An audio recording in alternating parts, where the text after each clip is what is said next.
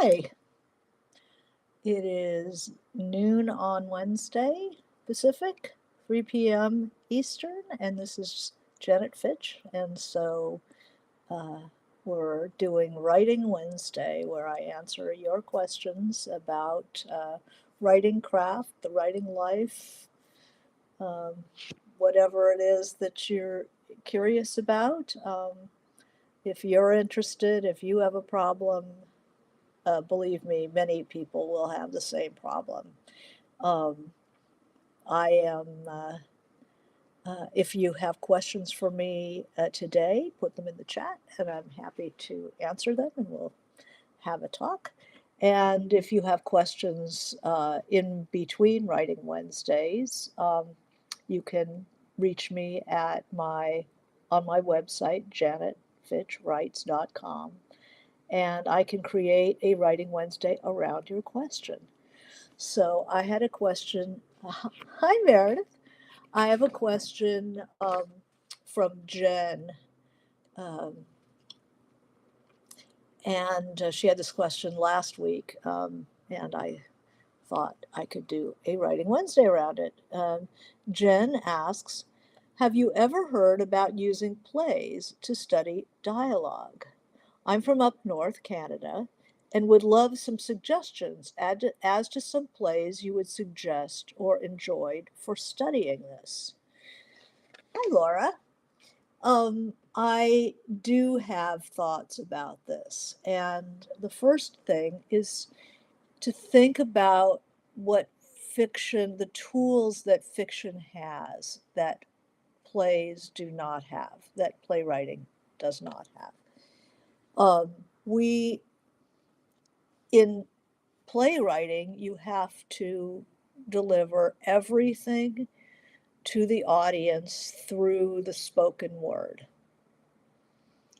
Um, Whereas in fiction, you have a multitude of tools that the playwright doesn't have. Hi, Bozena.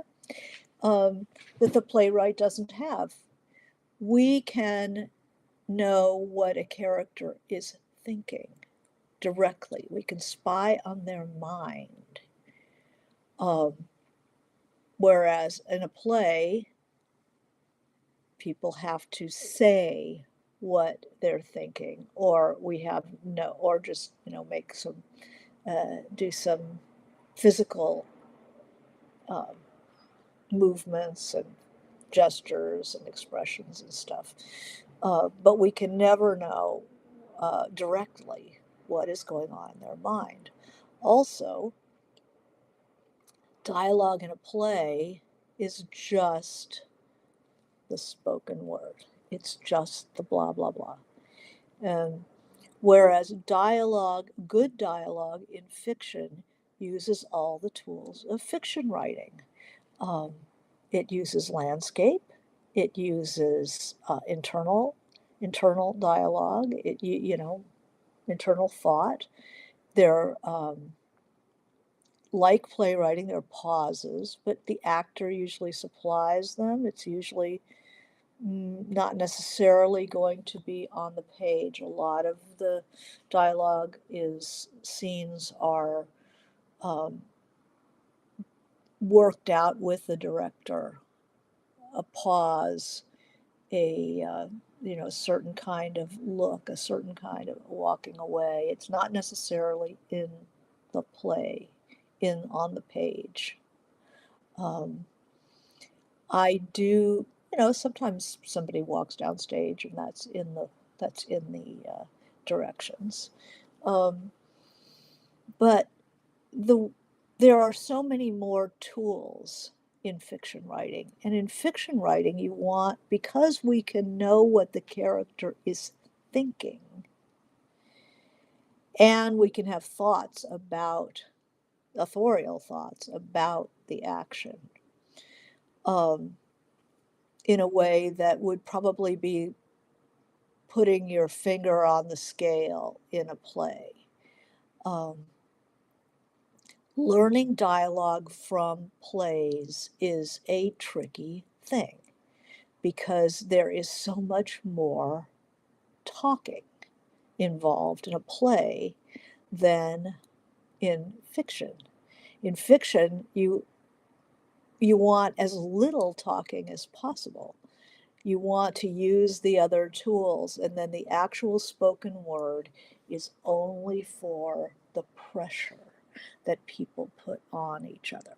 You never have to do exposition, the narrative part, exchange of information can be direct on the page in exposition. You do not have to do it in this with the spoken word. So you're going to strip down your spoken word and use the other tools of fiction writing in a dialogue scene. So it's very difficult to get out of a personal space.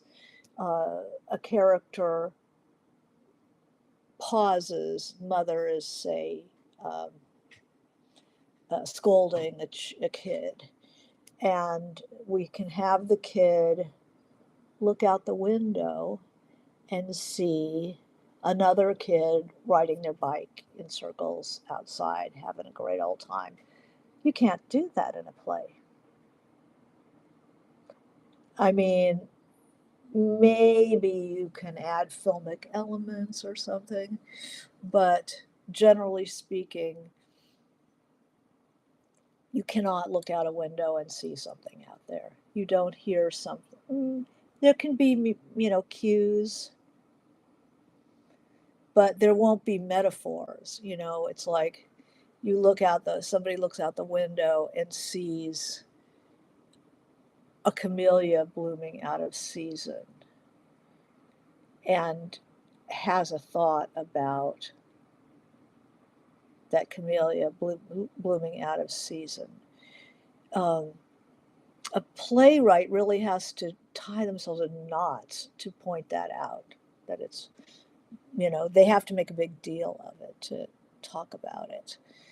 Whereas in fiction, you can do it at a glance and then it can tell you, oh, your character is blooming out of season. The beginning of, is it Light in August, I believe, in Faulkner, where um, somebody goes to,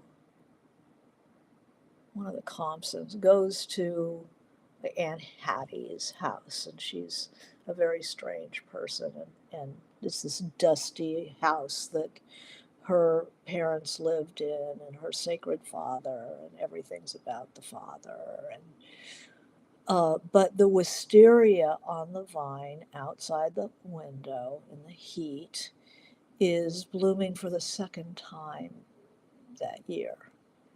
And so, what this tells us, without hitting us over the head with it, is that maybe there's a chance for a second bloom for this poor woman. Um, Things like that you can do with fiction in a middle of a dialogue scene that you cannot do in a in a in a play. So the proportion of spoken word to the other tools, observation, the character observing, internal thoughts, landscape, the senses, all the senses. Um, I always think of it as a sundae. So it's the ice cream. It's not the ice cream. It's not the fudge sauce. It's not the bananas. It's not the whipped cream. It's the nuts on top. Like that's the dialogue.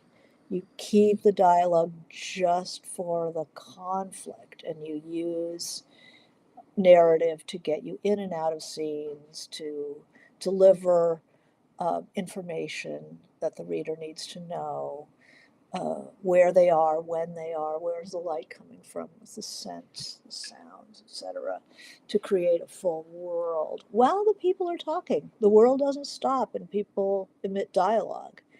The dialogue is held by all this other stuff. It's the matrix is the fiction, and the dialogue is just a small percentage of it, and it needs to stay smart and sharp and not march loosely down the page. Whereas plays, that's all it is dialogue marching down the page, and everybody has to say something. It distorts fictional dialogue to think of it as a dramatic form, whether it's movies or television or plays, because fiction can do things that they can't do. So when you look at dialogue in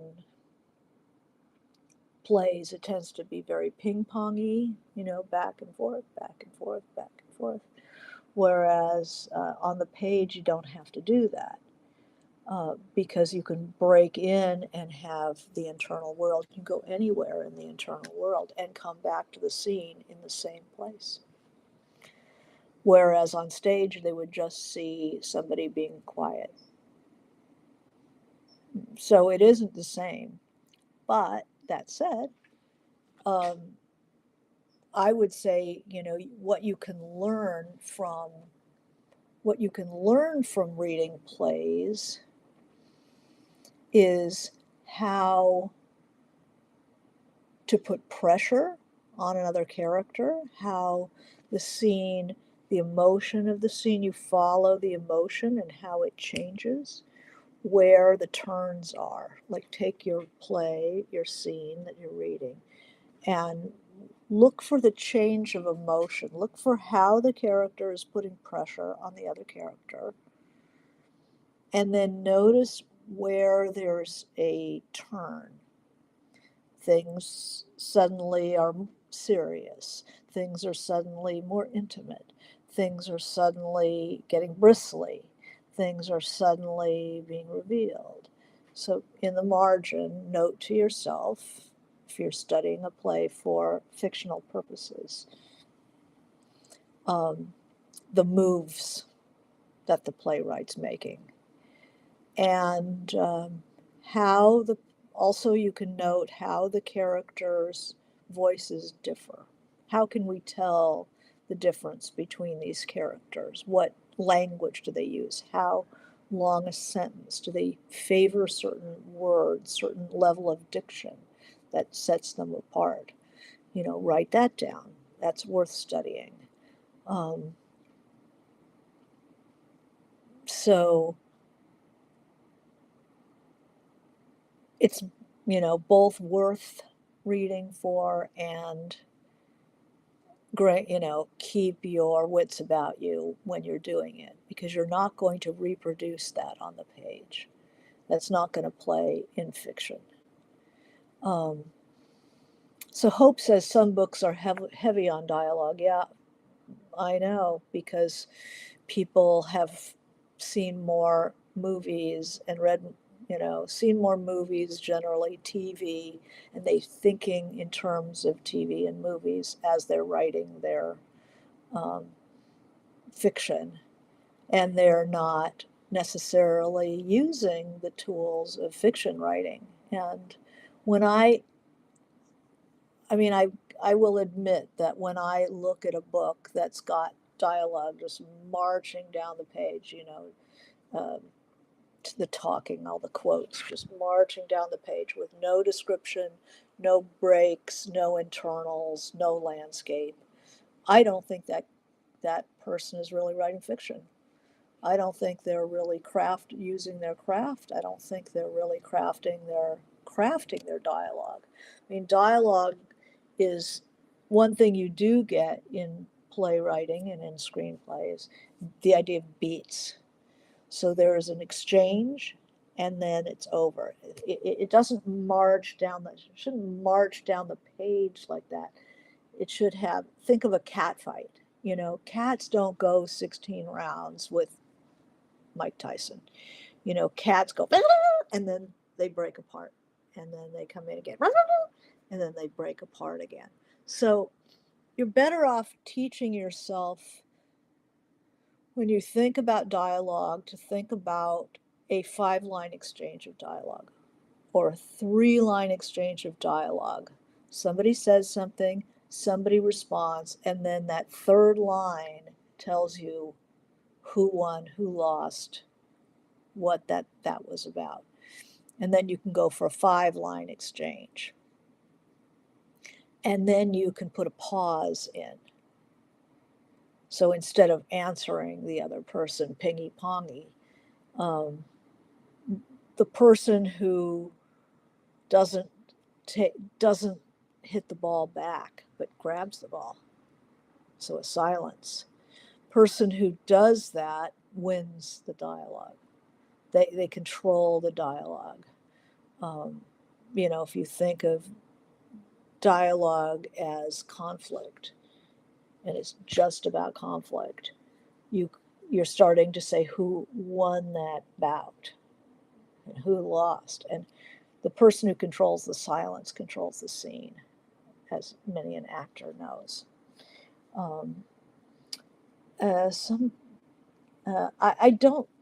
I think that there are some writers who are just very, very good at dialogue, and it makes up for the lack of um, internal. And they don't do a lot of character work. They don't really set their stuff anywhere.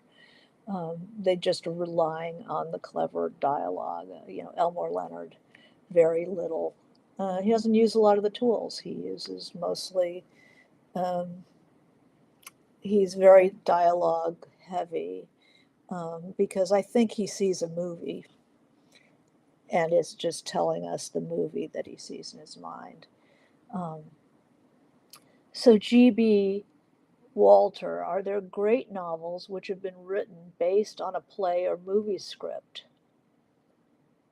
Great novels based on a play or movie script. Well, I would say many plays, not so many movies. The movie to the novelization is a super bastard form, but definitely based on plays.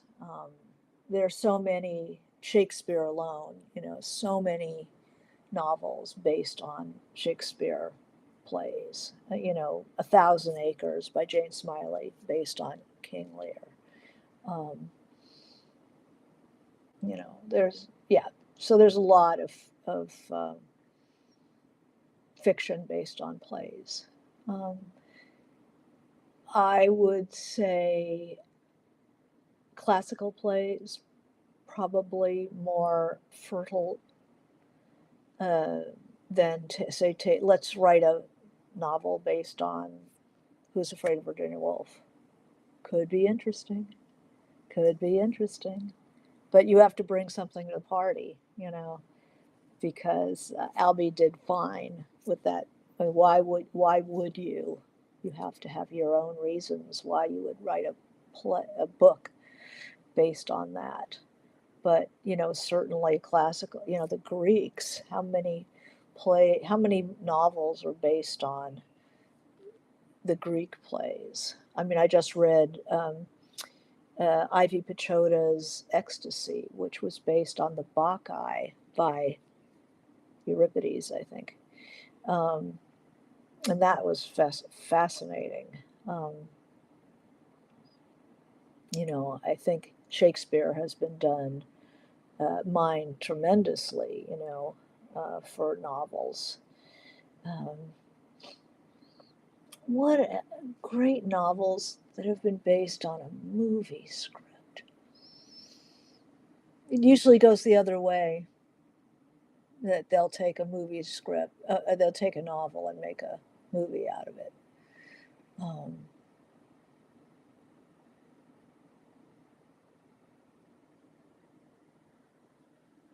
I think you can be inspired by a play or by a movie, but it wouldn't necessarily be a novelization of of the of the work. I know, there's certain movies that are really resonant for me, and I use them for inspiration.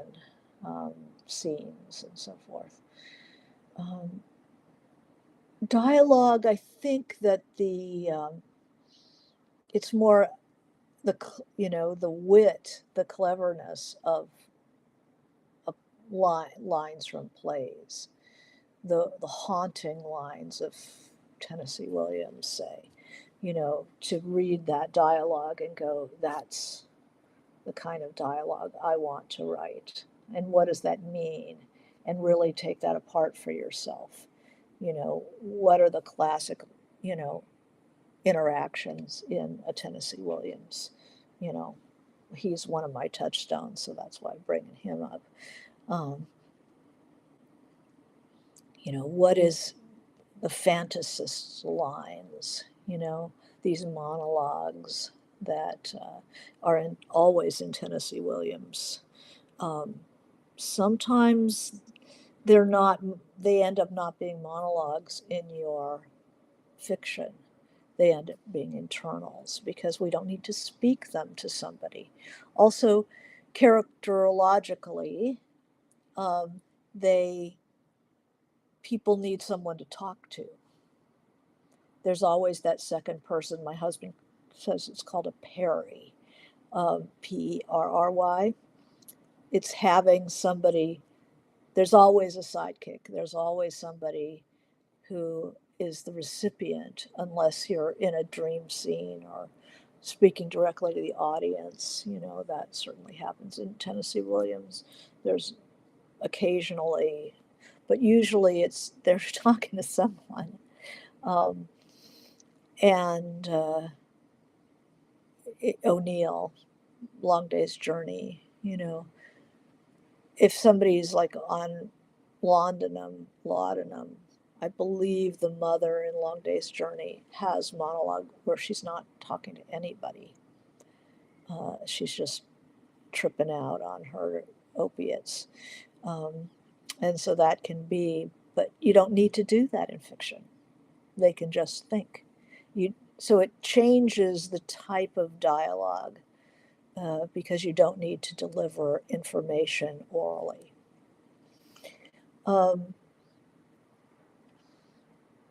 Let's see. But I'll keep thinking about the novel, play to novel idea. Uh, See if I can think of others. Um, so GB likes the controlling the silence, yeah. Mm-hmm. Um, and Hope says one of my relatives wrote Arsenic and Old Lace.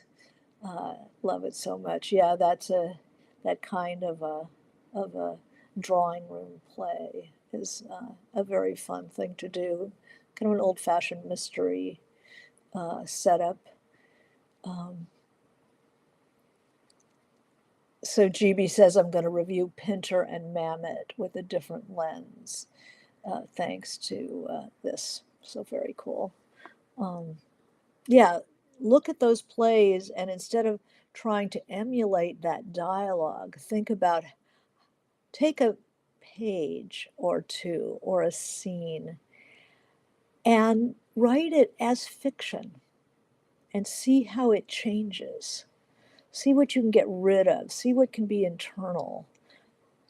Set it somewhere, you know, what's out the window, what's right in front of the point of view character. There's a point of view character.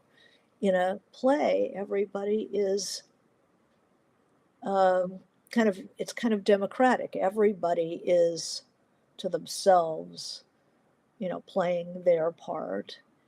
And it doesn't really skew necessarily to somebody's point of view, although the protagonist is clear, who gets the attention and who has our sympathies. But point of view, it's hard to change point of view in a play. Whereas if you're going to do a scene, you decide who your point of view character is, and you can go into their mind. You know what they're thinking. So how much of that dialogue can you replace by internals, by landscape, by, you know, all the other tools, a scent in the air.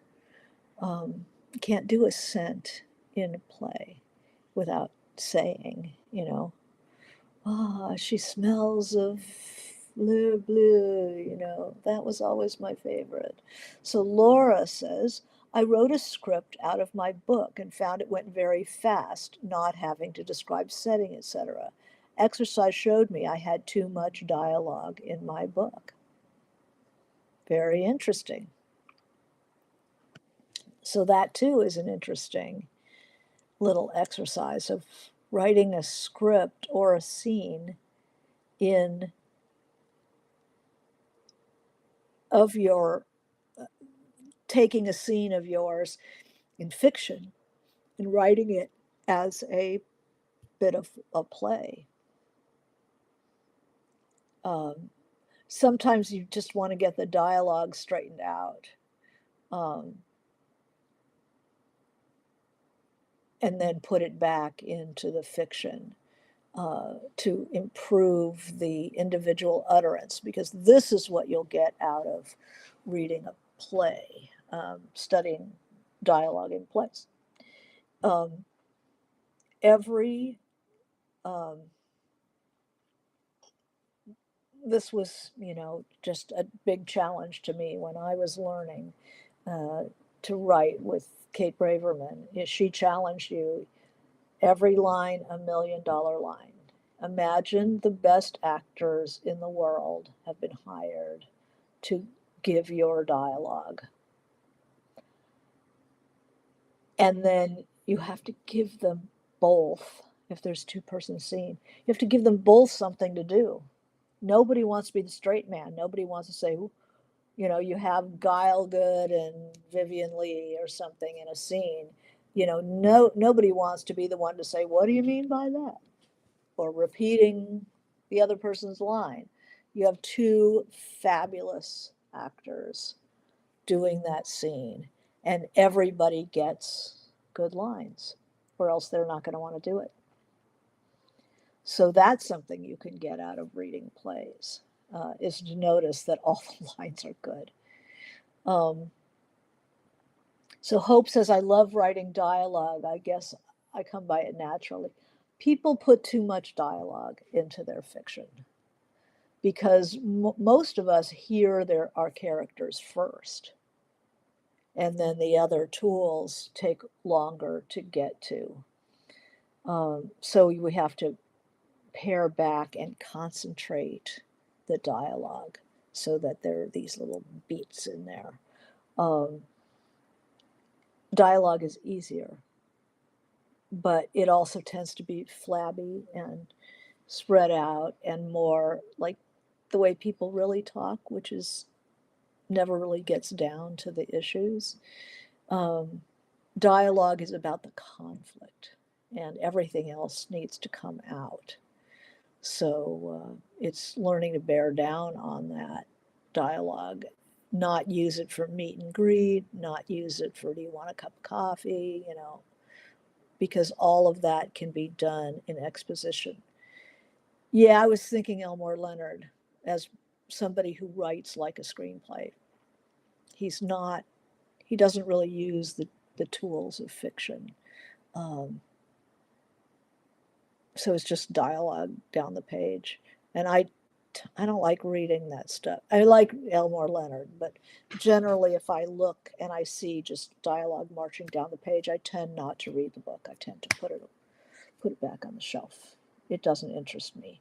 That person is not really going to be using the tools of fiction writing.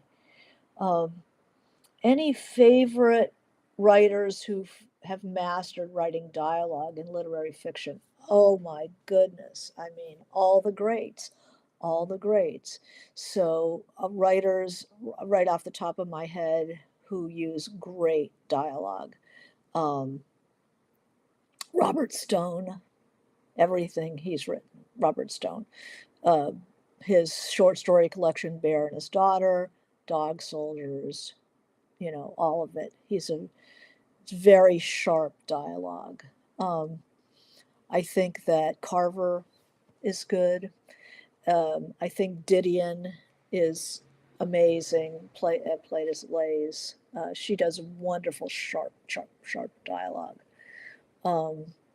Hemingway's dialogue is interesting because it seems very superficial, but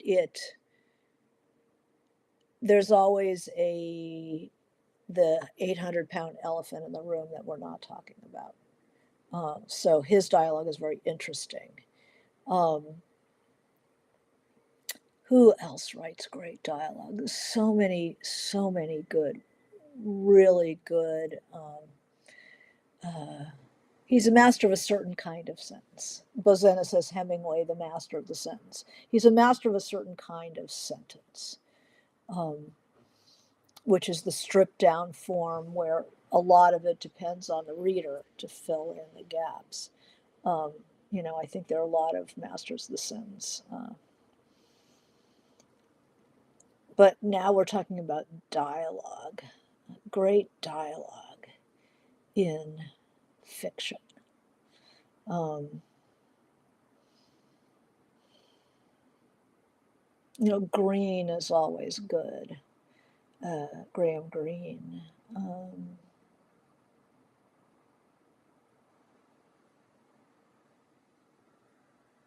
I mean, most really great writers are great in the dialogue department. Dennis Johnson.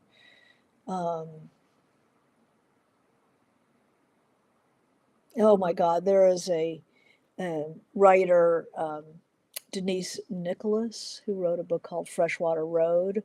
It's like looking at the people who do multi-character dialogue scenes where there's like 8 people and they all have their unique voice and their own contribution to the conversation. Her book, Freshwater Road, cannot recommend it enough. She started as an actress, so her sense of how to handle a dialogue scene is really, really good. Um, Romantic literary fiction. Sally Rooney's dialogue. I just read Intermezzo. It's my first Sally Rooney, and I'm just crazy about it. Crazy about it. So that's the first one I've read. So I'll start moving around in her oeuvre. Romantic literary fiction dialogue. I think it's the same thing as any literary fiction. I don't know. I'm kind of a stickler, whether it's a romantic scene or not. I think generally, rom- like romance, um, romantic fiction should be, if it's going to be literary fiction, should be as doing the same thing that all literary fiction needs to do. It needs to avoid sentimentality. It needs to be interesting in and of itself. Good lines, if and things that we've never seen before. Um, Zora Neale Hurston, Hope says, I like dialect. Um, it's more, good dialogue is more the pressure that people put on each other. So that's where reading plays is helpful, to see how how the characters put pressure on each other and noticing the movement of emotion in the scenes and the turns, how the turns come about. Um, I mean, almost every really good book has really good dialogue. Like, that's part of it. Notice whatever you're reading, when your dialogue is good, give it a little check in the margin, so you start to notice how good that is. Characters don't say what you expect them to say. This is fiction writing 101, is if it's the opposite of the Family Feud. If the reader can guess what the character is going to say next, don't say it. Say something else. Surprise us. You know, um, don't do the expected thing. Characters are always circling each other. It's like wrestling. They're circling each other. They want to apply pressure from an unexpected direction. So if you expect somebody to be to bully, make them give, let them sweet talk, or let them appear to agree or back down. It's to destabilize the other person, right? Um, let's see, who else writes great dialogue? I mean, everybody does. I think, you know, somebody like Miloš Kundera, I know that's really good dialogue, The Unbearable Lightness. Um, who else? I mean, every writer that I'm looking at writes good dialogue. Um, so you just make sure they're putting pressure on the other person. And Bozena says avoid sentimentality, especially if you're writing romance or writing a romantic scene. Avoid the huggy, you know, I've got some sensitive scenes in the book that I'm writing now that when people finally connect after having had a very hard time, you don't want them necessarily to be snappy, like a screwball comedy, but you want to avoid the cliche. You want them to still be their own person. Um,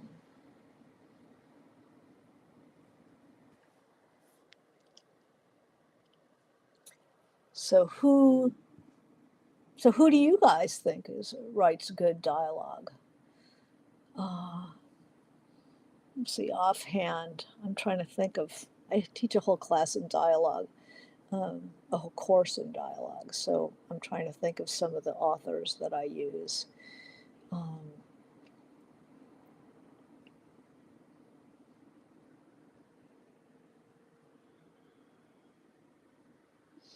range of emotion, lying. It's always good. Um, I mean, just a simple scene. If you're trying to say, I have a scene that I just wrote, so it's on my mind, of somebody is losing an opportunity to do something because they said they would be somewhere else. And they're going to stand up to their obligation. Um, and then somebody says, well, how are you? How's it going? And that person says, great, it's great. And then they're like trying not to cry. The difference between what they say and what's really going on, the stress of that, is very poignant, because we can do internals. So we can say we're doing great, and then we want to shoot ourselves. But what choice did I have? So it's where's the tension? So Edgar Allan Poe wrote good dialogue, did he? It's not the first thing I think about, but there's a lot of tension in there. When you've killed somebody and you stuck them under the floor and you can hear the heartbeat going, and the cops are standing right there, and you know so whatever happened to Bill? Well, I don't know, I didn't know him very well. Thump, thump, thump. Yeah, all the mental stuff going on, and crazy main character hollers out a confession. Yeah, yeah. Anna Karenina by Tolstoy. Um, there's a lot of that shining people on in Anna Karenina. People saying one thing, another. There are times that it feels a little histrionic, but generally he's got a good ear and a good sense of people. Um,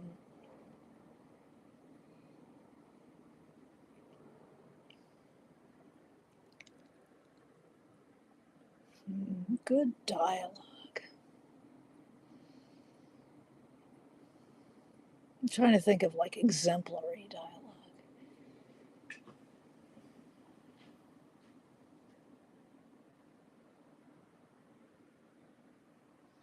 Chekhov. People who have been playwrights write very good dialogue in their fiction. Um,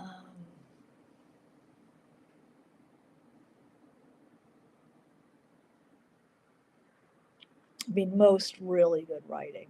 Just watch for yourself and see what you can find. Dialogue in fiction which utilizes subtext. Yeah, that's really interesting. Always good to do. Yeah, I'm asking you guys to contribute because you'll think of things that I haven't thought of. Meredith Diamond Dove says Patricia Highsmith has great dialogue. Yes, and undercurrents of tension under something simple like people meeting for a drink. Absolutely. John Le Carre writes great dialogue. And really is good at characterizing different people through their speech. Um, nobody thinks like the other people, and nobody talks like anybody else. They all have their unique way of speaking. Um, Green, always green. Green is great for that. And Nabokov is very funny, and his characters are very the split between what they say and what they're thinking is where a lot of the comedy comes from in Nabokov. Um,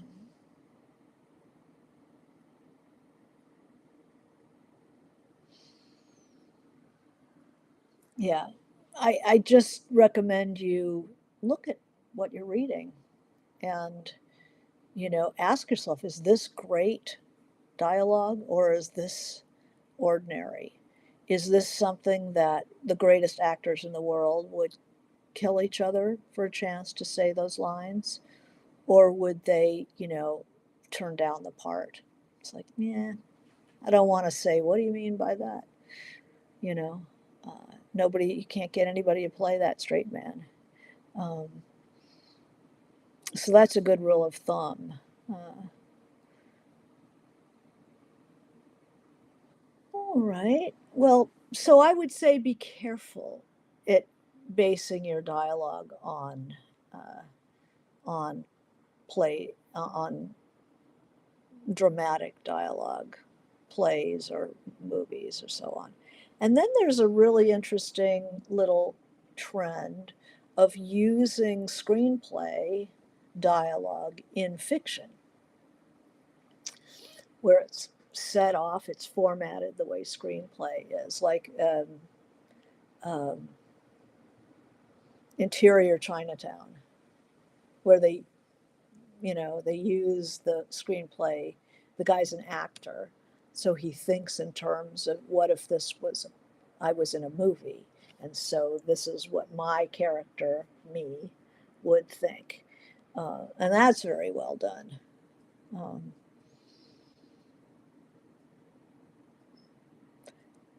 so anybody kind of disassociates themselves might have that kind of dialogue. I know my husband, when I first met him, I don't know if he still does this, but because he's written so much for TV and film, that he actually, when you talk to him, he saw your dialogue um, above your head. I don't know if he still does that because he's been writing fiction and so on, but he was doing that. I mean, he did that regularly. So I guess that's when you write a lot in that style. You start like, I guess you've been typing it out so intensely, for hours and hours and days and weeks and years that he actually would see, yeah, like a cartoon character. He would see what you were saying written out above your head. Which would be an interesting character. Um, I think texts are an interesting kind of dialogue that would be very different from dialogue in plays where it's meant to be spoken. You know, texts are meant only to be read. So there's compression to them. There's also utility to them. Uh, nobody's going to have a monologue about, you know, uh, the the sound of the carousel that sets off this whole memory. So it's the opposite of that kind of dialogue. Um, Hope says, I've saw some book talks on TikTok. I've never seen a book talk. I should do that. I feel like I've really lost that. Um, I saw some book talk. Laura Hope says, I saw some book talks on TikTok where the reviewers say they skip description and go to the dialogue. Isn't that interesting? They read books like ones by Colleen Hoover. Yeah, I hate to say bad writers, but bad writing is just doesn't use the tools. It doesn't really create a world, which is what fiction can do. It's somebody who's spent way too much time, and readers who have spent way too much time watching movies and watching television, and then reproducing what they've seen and heard.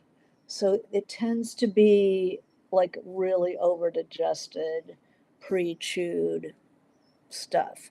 It's somebody who hasn't been putting in the work that you put in. I see that kind of dialogue on the page, and I think, I mean, even when I was learning, I would see that kind of dialogue on the page once my eyes were opened about fictional dialogue, and I realized, oh, I'm working harder than this person is. I'm a student, and I'm already working harder at my fiction than these writers are.